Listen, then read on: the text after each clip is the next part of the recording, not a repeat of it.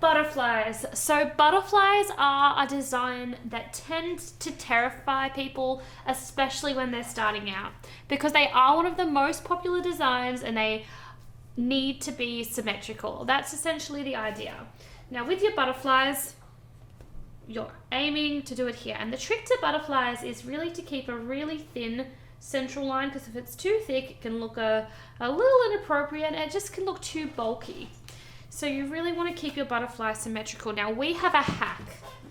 We have actually got some purpose shaped sponges.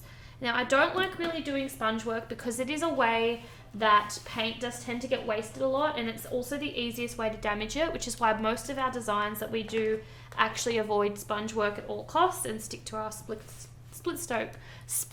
stroke and one stroke tricks.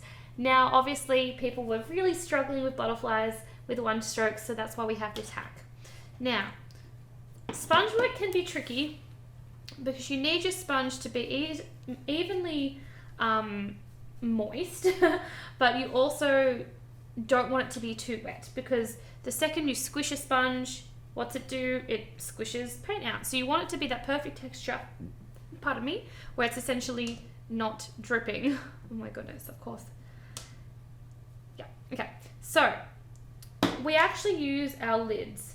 If you don't have this for any reason, you find something to use this for, and of course, before you put it back on anything, you would empty the water out. So to load a brush, we squeeze most of the water out, and then we're going to line it up. And we're just going to rub really softly, but pushing in areas that potentially aren't getting enough paint. So I am squishing it quite a bit, if you can see. Now, if you're doing multiple butterflies, you can literally just leave it sitting on there until the next butterfly comes up, or you can leave it in your water. You want to make sure your sponge is pretty much completely covered and you're not pushing too hard. It's just sort of gliding along. If you do need to wet it anymore, you just dunk one end, lean up, dunk other end, lean up, because that lets the gravity do its thing. If for any reason you have too much water on your sponge, you just simply squeeze out into your tray. Now, the best part about these is because they're actually going to help create our shapes on our butterfly. So you're going to choose what color you'd like to have on the inner layer. It really doesn't matter, both are beautiful, but for now I'm just going to do purple in the center, and we're going to line it up with our eye. So on a head, we're going to line it up on the corner of the eye, and I'll show you what I mean by that. And to get it to stick, we just kind of dab a few times.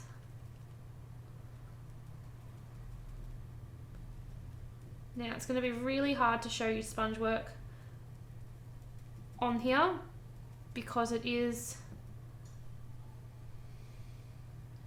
one of these heads that just simply isn't the right texture as skin.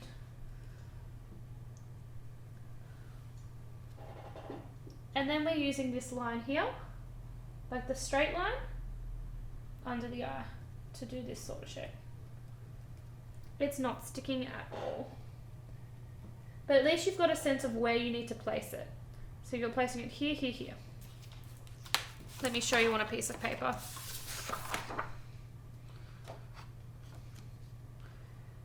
You're going here.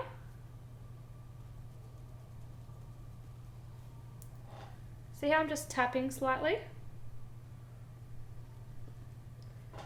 Here. So the middle parts of your butterfly, essentially the bottom line is straight.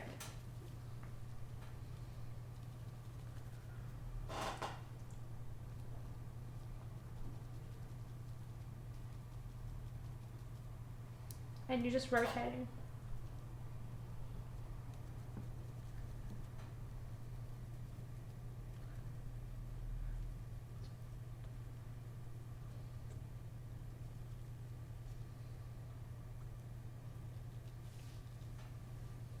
Make sense?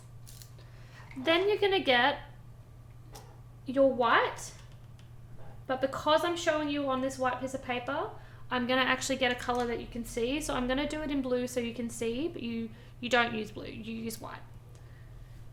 You're going to drag down. We go downwards because of gravity, at least you can follow it if the paint leaks a little bit.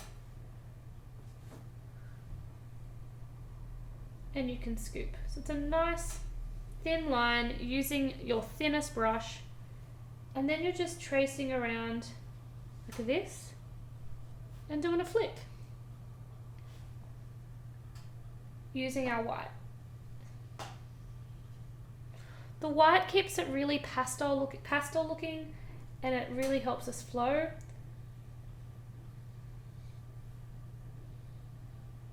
Again, pushing down, flicking up.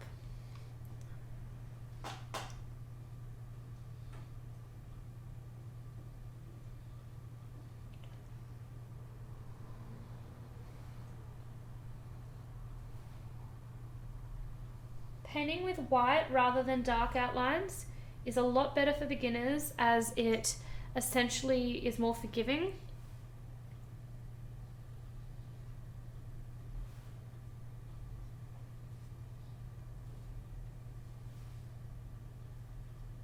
Now you can either flick outwards like this, or you can follow it up. It's really up to you.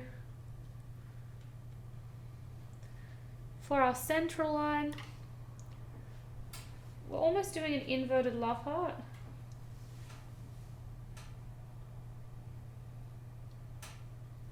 Like so. Around the eyes, you can do some flicks. You can do a flick in there, flick in there.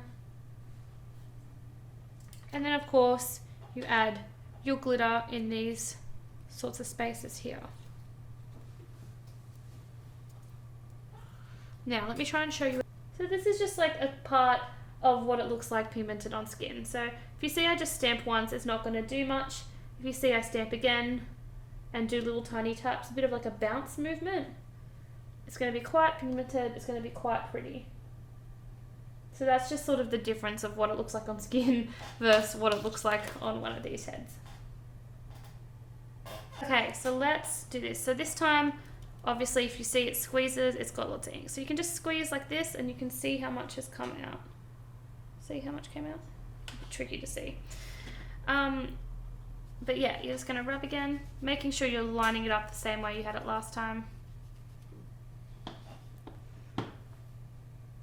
So on the eyebrow, using these lines here as your guide.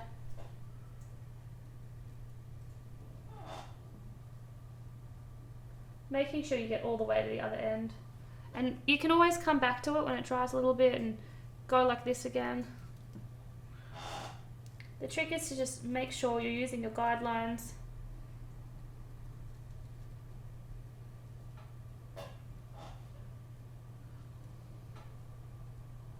And to keep it nice and smooth. Very hard to show you how this technique I'm using actually works on real skin.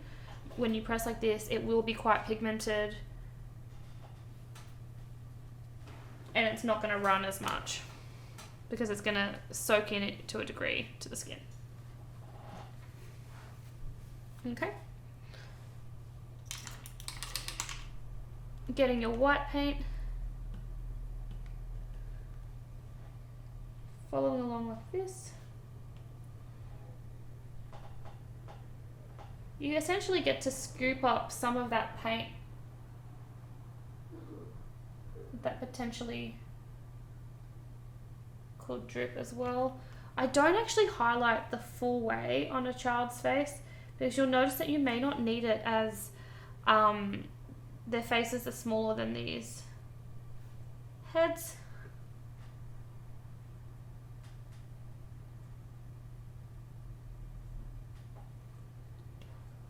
I've been using sugar soap to wash these heads, so they've just been, it's reacting to the paint, I think. But the paint doesn't come off any other way.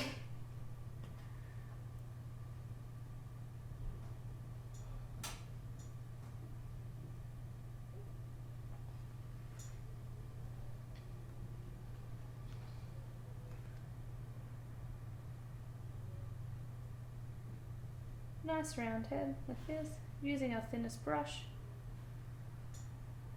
Inverted love heart.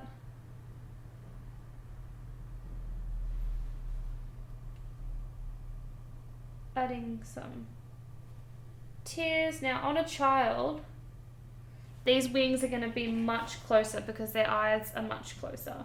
So there's not going to be as much empty space here on the side. They're going to be a lot closer. But if you do have empty space, say you're painting an adult or the child has quite a long face, you can absolutely do this teardrop type thing. Add some more details here. Or you of course can use your glitter.